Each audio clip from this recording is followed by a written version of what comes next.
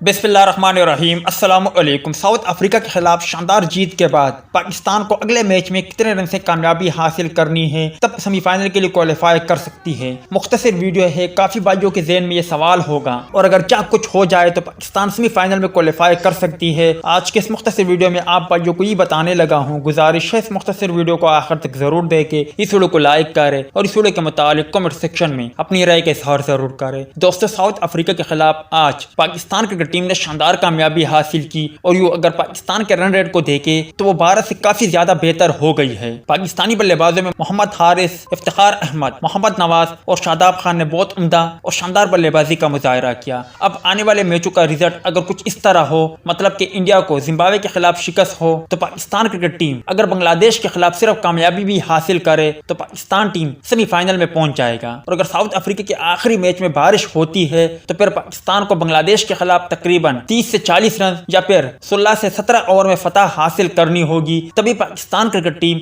Semifinal के लिए qualify करेगी। आप भाइयों को क्या लगता है कि कुछ मौजज़ा होगा और क्या पाकिस्तान सेमीफाइनल के लिए क्वालिफाई कर जाएगी या नहीं? मुझे तो उम्मीद है कि इंशाल्लाह अल्लाह ताला जो करेगा वो हमारे लिए बेहतर होगा, वो पाकिस्तान टीम के लिए बेहतर होगा। क्योंकि इस वक्त पॉइंट टेबल पर नजर डाले तो पाकिस्तान क्रिकेट टीम के 4 पॉइंट है, साउथ अफ्रीका के 5, इंडिया के 6। इसी को देखते हुए पाकिस्तानी शायकीन क्रिकेटर को एक उम्मीद है कि इंशाल्लाह पाकिस्तान सेमीफाइनल के लिए क्वालिफाई कर जाएगा।